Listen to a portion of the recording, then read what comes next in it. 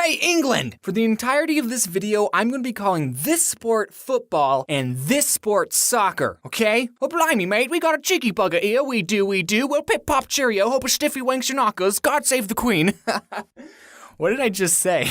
So, the theme of this video, sports. Either you love them or you hate them. Or you have some other third opinion. Growing up, my family was never big on sports. We never watched any games on the telly. I'm sorry, I still got some British in me. And me and my dad never went out and played catch. He also never taught me how to shave.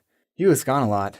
He always talked about Heather. Okay, but I did play soccer for a couple years when I was like 7. I was on the green team. Sports at that age aren't even like sports. It's just parents wanting you to go outside more. Being a goalie on a soccer team when you're that age is super stressful. The whole team is counting on you. Even stopping a ball that's gently rolled towards you is difficult. One time, the other team we were playing was so sucky that all the players spent the whole game on their half of the field. And I was the goalie for my team, and I remember just sitting down and picking at the grass. Soccer was the only sport that I've been on a team for. Well, I mean, I'm not counting the track team that I was on for only 2 days. There is this kid I mentioned a long time ago in my Boy Scout video named Micah. Now, he was a soccer fanatic. I wonder what he's doing. Okay, England, we have this holiday called Thanksgiving. We celebrate it because it's when we left your lame country. Don't ask what we did next. So on Thanksgiving, for some reason, it's a tradition to play football before you go and eat food. So while the ladies stay inside and cook the meal, the men go outside and throw the pigskin around. I'm just kidding, you guys. I'm not a sexist. But I mean, that is what happens. So one time during Thanksgiving, I was a little kid, like 11 or 12, and I was playing football with my dad and his other 40-year-old friends. So me being the littlest, I wasn't particularly the best player, but while we were playing, I freaking caught the ball. I caught it! And then I just started booking it across the field. I've probably never ran so quickly in my entire life. And I actually made it. I scored a home run. Woo!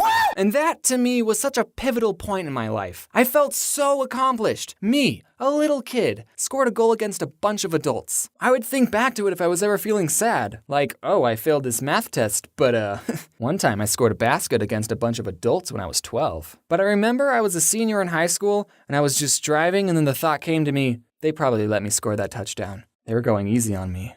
Man, growing up sucks. I was never all that competitive as a child. Well, okay, I was never competitive when it came to sports. It's just a game, guys. We're supposed to have fun. Winning's not that important. Sports are good at that age, though. They promote physical activity, you can make friends, you might like the sport and want to pursue it more, and it's not a big deal if you suck. I'm totally making my future kid play a sport. That is, if I have kids. What if I die alone? People make the comparison that some people watch gaming channels for the same reason that others watch sports. You're watching someone play a video game? Why do you watch someone play when you can just go to the computer and play it yourself? Now replace the word video game with sport and outside with computer, and it's the same thing. Loading Artist made a very good comic about the point I'm trying to make. I'll just read it. What are you doing? Watching this guy play a game. It's pretty funny. Wait, so you aren't even playing? Yeesh, what a waste of time. And then he goes and watches a sports game. Man, Loading Artist is so much cooler than me. I've said this before, but he was such a big inspiration to me when I was first starting out. I just wanted to say that again. Go read all of his comics right now. I just want to say it's fine if you watch sports. Granted, I won't watch them with you because they're incredibly boring. You want to know why gaming channels work? It's because they play different games. Even Captain Sparkles, who mostly plays Minecraft and also who I love, by the way.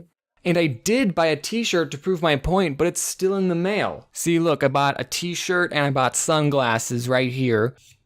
So I just want to give a big shout out to themakershop.com, who's taking a million years to ship me my Captain Sparkles shirt. It was going to be so cool. I was going to say, I bought a t-shirt to prove my point. And then I was going to flick the sunglasses that I also bought down. Notice me, senpai. This email says it's going to take 3 to 7 business days to ship.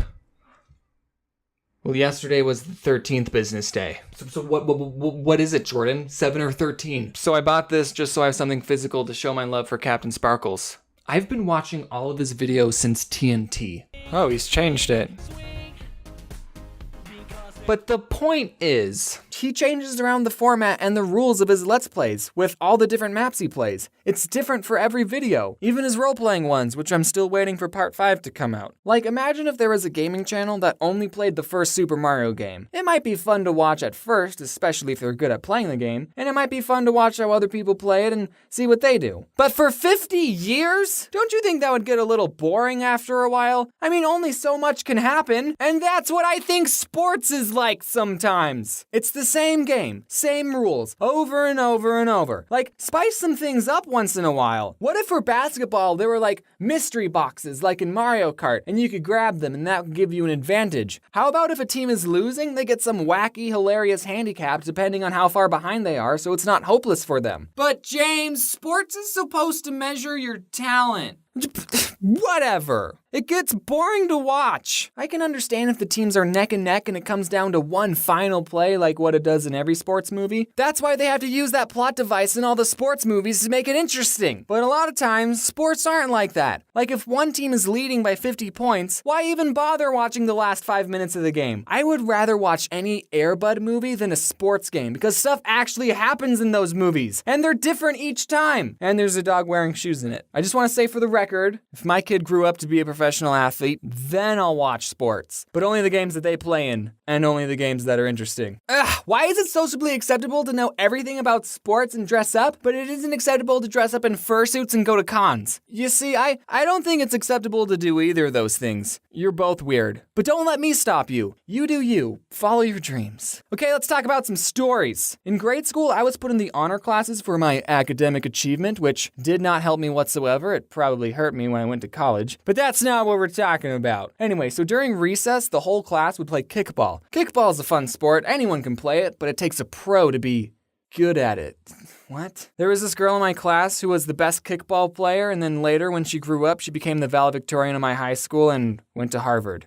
I'm proud of her. Also, my ginger friend Nick Jiggly, who I've mentioned before, he also got to speak during graduation. Actually, okay, so Nick had this thing where his hands would shake. I don't think it was Parkinson's. I actually emailed him about it, and he said, I asked a doctor, and he said it's just a mild tremor. Ha. So he's probably fine. But whenever he would give a presentation in front of the class, his hands would be shaking, and people would think, oh, he's nervous. But no, actually, he's the most extroverted and outgoing kid that I knew. He just had a condition. Well, that was a pretty long tangent. What are we talking about? Sports? Oh yeah, kickball. Since everyone in the class was kind of already a nerd, I wasn't usually the last one to be picked on a team. I was usually the fourth or third to last. It's so nerve-wracking when the last 5 are still standing and you think, don't let me be last, don't let me be last. And then you get picked and it's like, ha! They think I'm better than you. Which I'm not actually. One time I think I was like 15 or something and me and this big group of people went to a sports complex. And we were having fun, playing games and running around. And then boom, a soccer ball just whacked me in the face.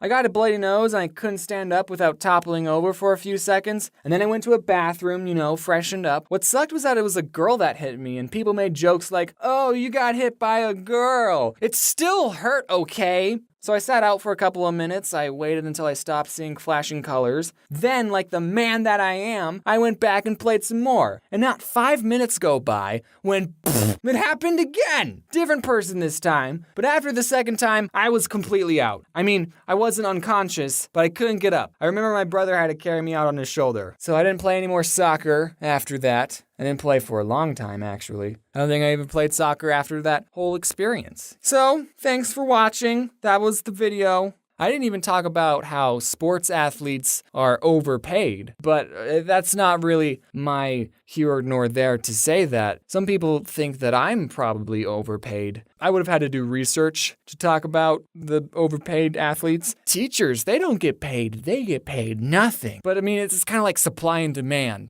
I'm just talking out of my butt right now. Not everyone can throw a football. What else? So yeah, thanks for watching. Remember to smash that video, smash that subscribe button, smash that comment bar, and smash your girlfriend. I'm sorry.